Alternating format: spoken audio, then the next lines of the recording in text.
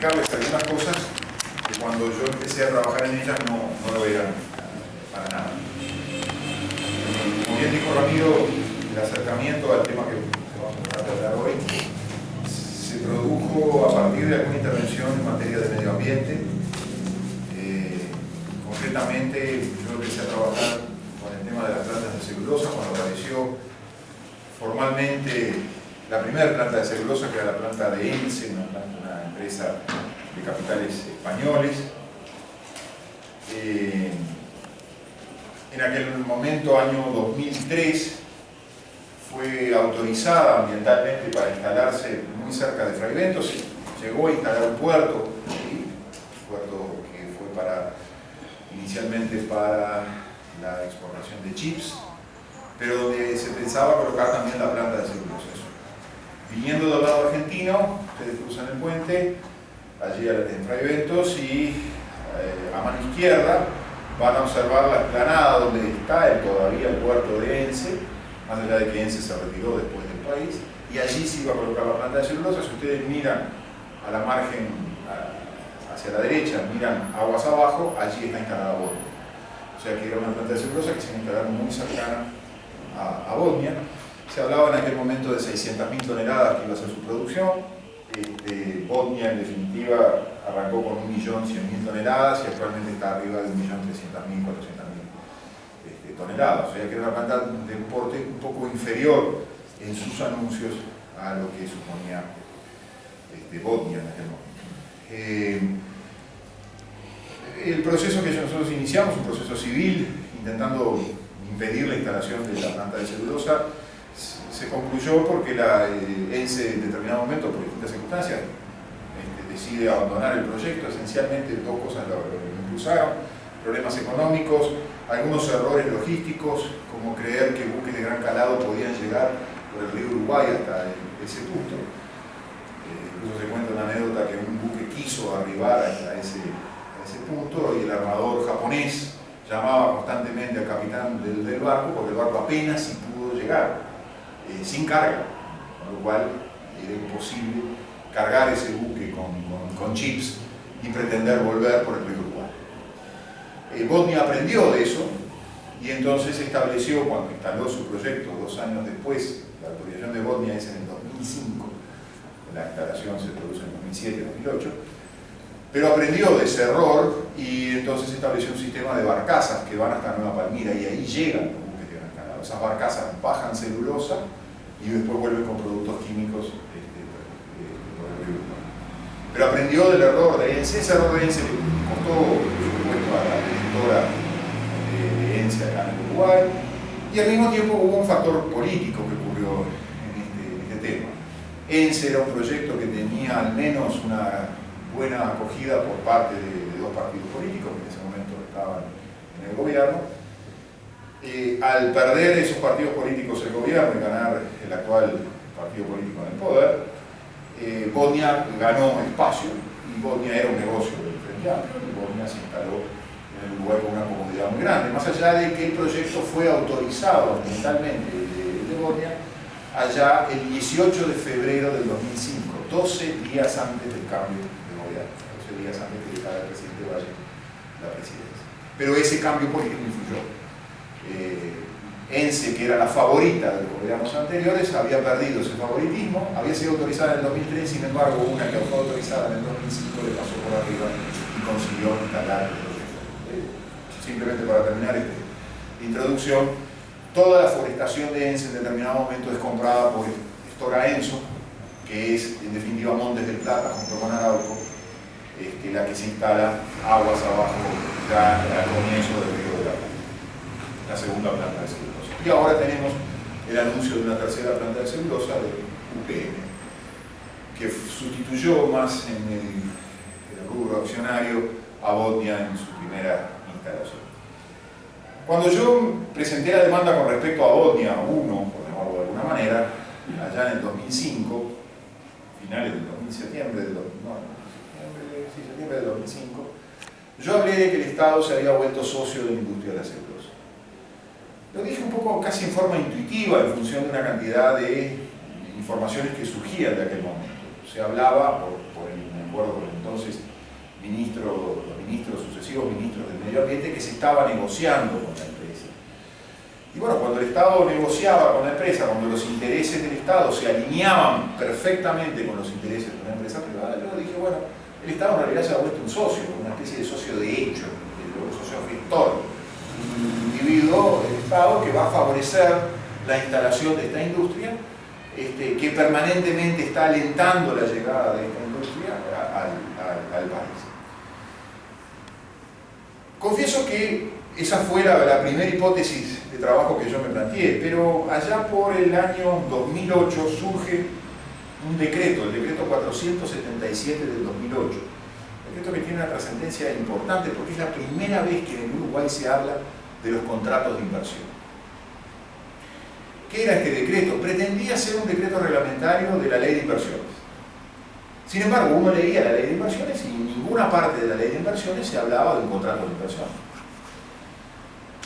Este decreto 477 también tiene unas circunstancias políticas importantes en aquel momento. Se anunciaba la llegada de una planta de celulosa de Portugal, de una industria bajo el nombre de Portucel.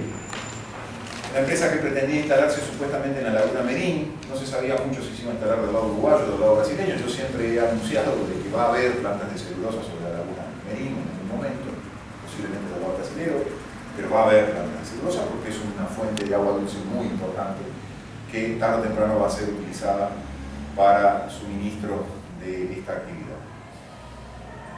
Lo cierto es que en ese momento se planteó una disputa entre dos ministros, el ministro de Transporte, el actual ministro de Transporte, Víctor Rossi, y el ministro de Ganadería, Agricultura y Pesca en aquel momento, el señor José Mujica. Había una disputa. Mujica dijo en algún momento, bueno, pero antes de que se autorice una planta de celulosa, nosotros como ministerio tenemos que autorizar la forestación, porque la dirección forestal depende del Ministerio del Medio Ambiente. Entonces había una disputa. Entonces salió este decreto que pretendió ser una ventanilla única, es decir, nada de discusiones entre los ministros, esto lo maneja Presidencia de la República a través del Secretario de la Presidencia.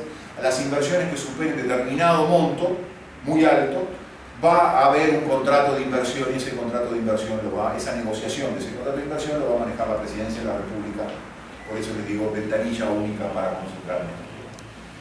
En el 2008 yo pensé ilusamente que esto era un invento uruguayo, porque el contrato de inversión era una invención uruguaya, porque un decreto dicho así medio de costado parecía, y para resolver un problema muy coyuntural parecía algo de eso.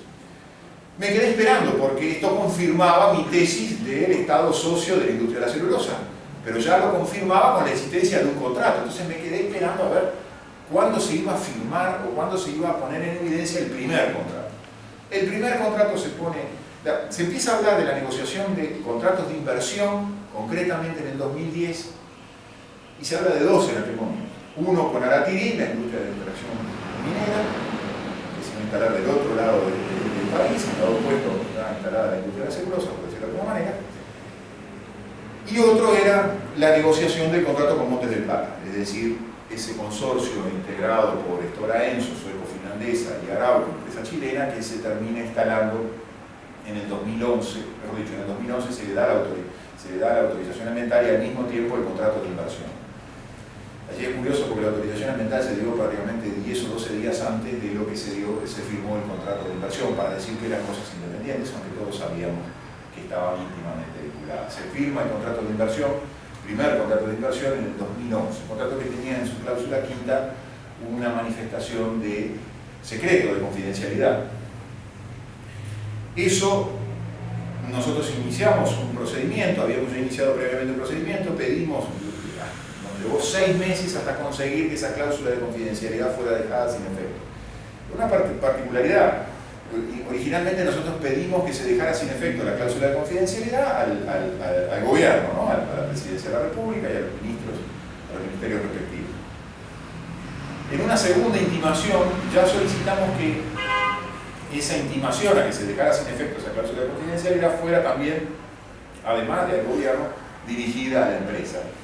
Y allá a mediados del año 2011 se deja sin efecto esa cláusula de confidencialidad en un nuevo acuerdo, donde las dos partes se ponen de acuerdo para dejar sin efecto la cláusula de confidencialidad. Como diciendo, no es porque un fiscal lo esté pidiendo, sino es porque nosotros nos pusimos de acuerdo para dejarlo sin sin efecto, y bueno, y así ocurrió. Y ahí conocimos, yo lo conocía de antes, porque la versión de contrato ya circulaba por las redes con anterioridad, y aquí se plantea siempre una cuestión para mí muy, hasta cierto aspecto, un aspecto cómico, ¿no?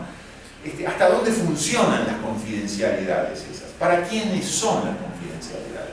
La conclusión a la que uno llega es que las confidencialidades en definitiva son para el pueblo, porque hay un conjunto de personas que realmente para ellos no funciona la confidencialidad y que realmente saben el contenido y participan de la negociación. Entonces, lo de la confidencialidad siempre es un arma de doble cara, digamos.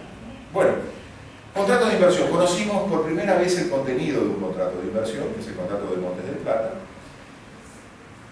Para agregarle todavía un elemento más de complejidad, yo estoy convencido que con Botnia 1 ya hubo también un contrato de inversión, lo único que es tan confidencial que no lo conocimos jamás. ¿Por qué digo esto? Porque promediando el 2013, 2014, por allí, en determinado momento Botnia quería aumentar la producción de 1.100.000 toneladas a 1,5 millones de toneladas.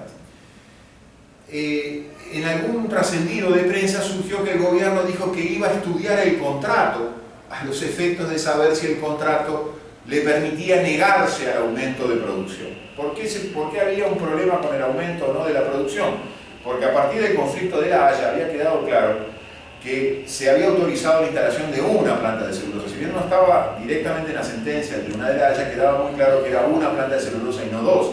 Obviamente que si hubieran sido las 600.000 toneladas de ENCE más el 1.100.000 de otra, este aumento que pretendía ahora Botnia iba a alcanzar la misma cifra que hubieran alcanzado las otras dos instaladas como originariamente se pensaba. Lo cierto es que se habló de un contrato de inversión. Yo pedí información y la respuesta del Poder Ejecutivo fue una respuesta de esas respuestas enigmáticas, diciendo no figura en los registros de la Presidencia del Ministerio de Industria un contrato de esas características. Con lo cual no me contestaron no existe un contrato, sino que no figuraba en los registros. De alguna manera me estaban diciendo que en efecto existe. Yo estoy convencido de que existe un contrato de inversión. Todo esto me hizo repensar que los contratos de inversión en definitiva no eran un invento uruguayo y que había y ponerme a estudiar buscando por internet como cualquiera de ustedes información sobre los contratos de inversión. Y en efecto los contratos de inversión tienen una larga data histórica, tienen su doble origen. Por un lado los intereses petroleros de Estados Unidos en el Golfo de México, allí empezaron a aparecer las primeras figuras de los contratos de inversión, y también tienen un origen en unas figuras en Perú y en Chile referidos a la industria minera. Y es muy curioso porque yo venía acá justamente con dos disposiciones del Perú. En el Perú, ya en unas leyes de principio del siglo pasado, 1920, ya estaban instalados estas disposiciones que hablaban de los contratos de inversión en materia minera. Pero en 1984, se incorporan los contratos de inversión en el Código Civil. Y así se habla en el artículo 1357 del Código Civil del Perú, bajo el título de Garantía y Seguridad del Estado: por ley sustentada en razones de interés social, nacional o público, pueden establecerse garantías y seguridades otorgadas por el Estado mediante contrato. Pero los peruanos no se quedaron ahí, porque con el gobierno de Fujimori en el año 93 incorporan los contratos de inversión a la Constitución, bajo el nombre de contratos ley, que es como se los conoce en el Perú. Es un nombre muy interesante, del cual vamos a poder traer algunas conclusiones. Ellos lo llaman contratos-ley. Mediante contratos ley, dice el artículo 62 de la Constitución vigente en el Perú, mediante contratos ley el Estado puede establecer garantías y otorgar seguridades. No pueden ser modificados legislativamente sin perjuicio de la protección a la que se refiere el párrafo precedente. No pueden ser modificados legislativamente. Contratos ley, contratos de inversión, contratos de Estado. Esa es otra expresión que también identifica las mismas figuras. Existe un documento de Naciones Unidas, de la UNTAD, del año 2004, que ustedes pueden encontrar con Google, que es una versión en español, State Contract, contrato de Estado, donde Naciones Unidas hace toda una enumeración con bastante objetividad, porque no habla de forma crítica de lo que son los contratos de inversión. Pero en algún momento llega a decir que en algunas de las modalidades de los contratos de inversión pueden violar la soberanía de los estados. Y aquí viene alguna reflexión que quería hacer. ¿Esto se puede usar cualquiera de estos? Sí. Si nosotros, yo me acuerdo que en el liceo, no sé si en el liceo, en la escuela también, creo que los últimos años de la escuela se nos enseñaba algo que los estados se definían por tres elementos: por una autoridad, el gobierno o el poder, por el territorio y por la población. Bueno, la figura de los contratos de inversión está íntimamente vinculada a una nueva fórmula de la vieja colonización. Si en la vieja colonización lo que importaba era adueñarse de la autoridad mediante la fuerza, mediante la violencia, para dominar un territorio y a su vez sojuzgar y someter a una población, en estas nuevas formas de colonización, que yo la llamo colonización consentida, ya no se usan más las armas, sino que se usan los contratos. Y entonces, de alguna manera resultan también conmovidos estos tres elementos cuando vemos esta nueva forma de colonización mediante los contratos de inversión. El Estado pasa a ser un socio gestor, como yo les decía, un individuo alquilado, arrendado. O sea, hay quienes hablan de Estado arrendado al servicio de las grandes corporaciones que obtienen del Estado todos los permisos y autorizaciones, la promesa de concederle todos los permisos y autorizaciones. El territorio, no les interesa dominar todo el territorio de una nación, sino un espacio concreto del territorio, aprovechar parte de sus recursos naturales y por un tiempo determinado. Podemos decir que es una especie una clara especie de arrendamiento, ¿no? Por un tiempo coyuntural determinado, adueñarse del territorio, usar el territorio como vía de escape para los elementos contaminantes, aprovechar los recursos naturales. ¿Y las poblaciones? ¿Hay un interés de someter a las poblaciones? Más bien yo le diría que aquí el problema es más grave todavía. Las poblaciones incomodan. Por eso en el trasiego de las industrias sucias del norte hacia el sur, cuando Lawrence Summers hace aquellas advertencias al Banco Mundial, dice que todas aquellas industrias sucias que Europa quiere expulsar porque ya no aguantan los niveles de contaminación, ya se ha desarrollado a partir de la contaminación, pero quiere esconder la contaminación debajo de la alfombra. Bueno, en ese debajo de la alfombra que terminamos siendo nosotros, los mejores lugares para erradicar este tipo de industrias son donde haya escasa población, donde la población esté concentrada en las grandes urbes. Bueno, nosotros tenemos casi las características que Lawrence Summers quería, aunque creo que Lawrence Summers estaba pensando más bien en los países africanos, más que en nosotros, cuando hizo esas manifestaciones. También hay una comparación que con los contratos de inversión para mí es muy importante, que es la referida al concepto de república y en especial a la separación de poderes en una república, ¿no? Tenemos un poder ejecutivo, un gobierno, administración, un poder legislativo y un poder judicial. Si ustedes observan los contratos de inversión, hay una simetría no casual en relación a los tres poderes. Ustedes van viendo los compromisos que se asumen en los contratos de inversión, en el de Monte del Plata, e inclusive parcialmente en este acuerdo que acaba de ser firmado con UPM, pero en el de Monte del Plata está muy claro. Lo que se busca es que el Poder Ejecutivo se comprometa a otorgar todos los permisos, autorizaciones referidos a infraestructura, referidos a puertos, puentes, carreteras, referidos a un tren ahora con UPM, referidos a las autorizaciones de zona franca, de uso de los alveos de los ríos, en fin, una cantidad de autorizaciones, forestación, una cantidad de autorizaciones que dependen del Poder Ejecutivo. El Poder Ejecutivo se compromete, ya promete darle todos los permisos respectivos, es decir, anula el derecho público.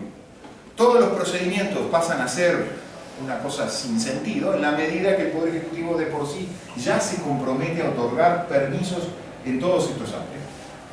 Con relación al Poder Legislativo se establecen lo que se llaman las cláusulas de blindaje o de congelamiento del derecho. ¿Qué son estas cláusulas de blindaje?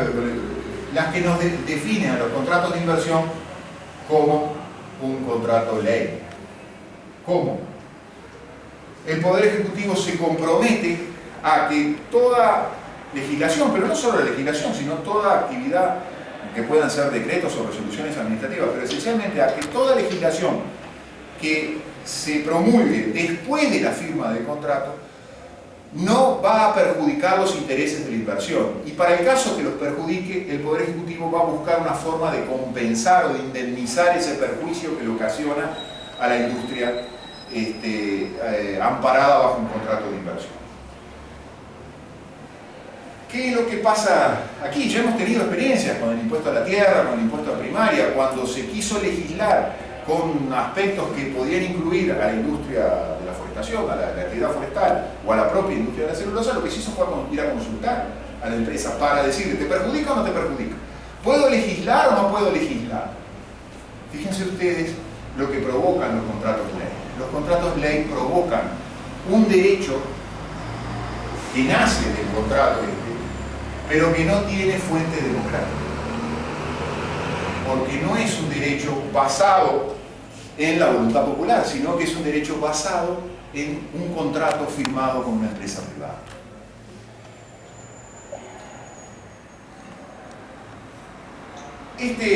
Estos mecanismos, también llamados de seguridad o de estabilidad jurídica, que en el Perú, como vimos, tienen rango constitucional, es un poco aquello que se enseñaba en mi época, de si era posible que en una constitución hubiera normas inconstitucionales.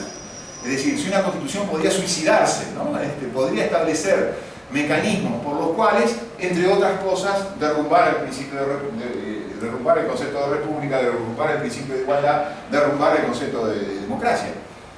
A la hora de permitirle al Estado establecer seguridades, a quienes llaman a los contratos de inversión, lo que dan son islas normativas singulares.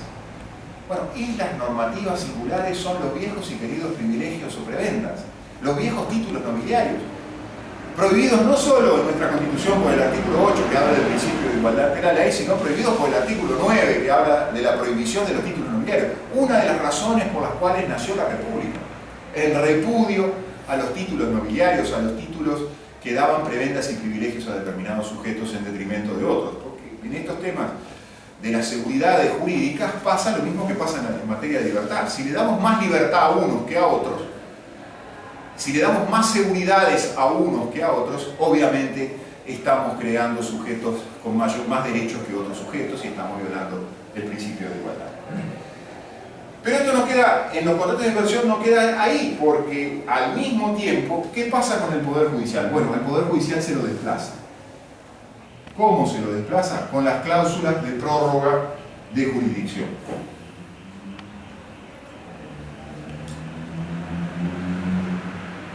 Las cláusulas de prórroga de jurisdicción suponen que cuando haya un conflicto entre el Estado y la inversión, no van a ser los jueces uruguayos que van a juzgar ese conflicto, sino que los mecanismos de arbitraje que se prevén en los contratos de inversión, por ejemplo, entre otros el mecanismo de CIAL, y no es el único, pero se prevén como alternativa, por lo general 2 o 3 mecanismos a elección de la empresa. Incluso a veces se prevé que la empresa pueda elegir los juzgados nacionales, pero queda siempre a elección de la empresa elegir el juez, por decirlo entre comillas, ¿no? Porque en el caso de los mecanismos como el CIADE, no estamos ante verdaderos jueces, sino ante árbitros privados dependientes del CIADE de una institución como el Banco Mundial, que a su vez es una institución muy importante en la financiación, en la primera financiación de la llegada de estas industrias. En el caso de Bosnia se vio muy claro, hasta que el Banco Mundial no otorgó un préstamo que era pequeño al lado de otros del dinero que precisaba Bosnia, hasta que el Banco Mundial no otorgó ese préstamo, el resto de las instituciones financieras internacionales privadas no daban sus préstamos, esperaban a que el Banco Mundial diera el visto bueno para que ellas dar ese visto bueno. Bueno, una institución dependiente del Banco Mundial decía, aquí hay un aspecto muy interesante. En el año 1965, Uruguay, el gobierno colegiado de la época, se opuso al ingreso al CIADE con una resolución del Poder Ejecutivo de la época muy interesante que definía, entre otras cosas, que esta circunstancia de la prórroga de jurisdicción era inconstitucional, porque no era admisible que un Estado le otorgara un privilegio a un particular por el cual los jueces del país no pudieran juzgar las relaciones entre esa empresa privada y el Estado. Lamentablemente el Uruguay en 1999 dio un paso atrás y firmó, mejor dicho, ratificó por ley el Tratado de Inversión que en 1965 rechazó ingresar, con un texto constitucional idéntico en 1965 y en 1990. Nosotros planteamos la inconstitucionalidad en su momento, no tuvimos éxito en esa inconstitucionalidad del Tratado del CIADE, que la planteamos junto con el Tratado de Inversiones de Finlandia. Para ver la simetría esta ¿qué significa, a mi juicio, esta simetría? Es una premisa que uno hace con el correr del tiempo. Que estas grandes corporaciones, que yo llamo corporaciones anacionales privadas, porque entiendo que estas corporaciones no tienen patria, por más que se digan finlandesas, suizas, inglesas, por más que tengan varios domicilios en el globo terráqueo, en realidad ellos no tienen patria, ellos funcionan como cuasi-estados, pretenden tener el estatus de Estado o de potencias extranjeras, como dice la Constitución en algunos de sus pasajes, pero en realidad no son estados y no responden a un concepto de nación o de ciudadanía o similar. Estas grandes corporaciones, en esta nueva forma de colonización consentida, son plenamente conscientes que sus enemigos son los estados-nación y la república. Y por eso la existencia de los contratos de inversión, y por eso los contratos de inversión lo que buscan es anular el Poder Ejecutivo, anular el Poder Legislativo y anular el Poder Judicial. No casualmente en los contratos de inversión se observan circunstancias de esta característica.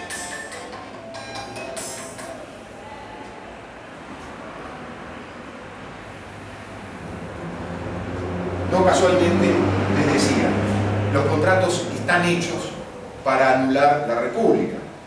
O en alguna medida, como lo debe entender el constitucionalista argentino Germán Vidal Campos, esta forma de poder transnacional reconoce como su enemigo las instituciones públicas. Reconoce como su enemigo el concepto de república, el principio de igualdad ante la ley, la existencia de tres poderes independientes, la existencia de un derecho público que establece una serie de requisitos. Fíjense ustedes que nosotros llegamos incluso con los contratos de inversión a ir contra algunas de las consideraciones que hace ese documento Contratos de Estado de la UNTAD. El documento dice en algún momento qué pasa, hasta dónde el Estado puede retroceder de una negociación de un contrato de inversión. Y el documento lo dice muy claramente. Hasta que sale la licitación y elige a qué empresa se va a otorgar la inversión. Licitación. Bosnia hubo licitación. Aratirí hubo licitación. Monte de Plata hubo licitación. Regasificadora hubo licitación, pero privada. Convertimos al ANCAP y UTE en una empresa privada e hicimos una licitación privada con un estudio jurídico que la hizo. Muy conocido, yo sé de paso. UPM actual, ¿hay licitación? ¿Se está hablando de licitación? No. ¿Para qué están siendo usados entonces los contratos de inversión? Incluso contra lo que dice ese documento de Naciones Unidas, que da a entender que tiene que ser tras un proceso de licitación pública internacional. Bueno, nosotros estamos usando estos mecanismos para hacer contratación directa. Pero no es contratación directa para comprar lápices para primaria, o para comprar papel higiénico para Intendencia de Montevideo. Es una contratación directa de volúmenes de dinero de inversión y volúmenes por los cuales el Estado se compromete a cosas muy importantes, como todas estas que hemos visto, en contratación directa. Bueno, el doctor Juan Andrés Ramírez ha sostenido, y creo que con buenos fundamentos, que eso viola los dispositivos constitucionales que surgen del artículo 72 de la Constitución cuando nos definen como una república. Si bien no está previsto en la Constitución expresamente la existencia de una licitación pública, surge sí de las normas respectivas de la administración financiera. Es muy claro que estas fórmulas de contratación directa, cuando está prohibida la contratación directa para otras cosas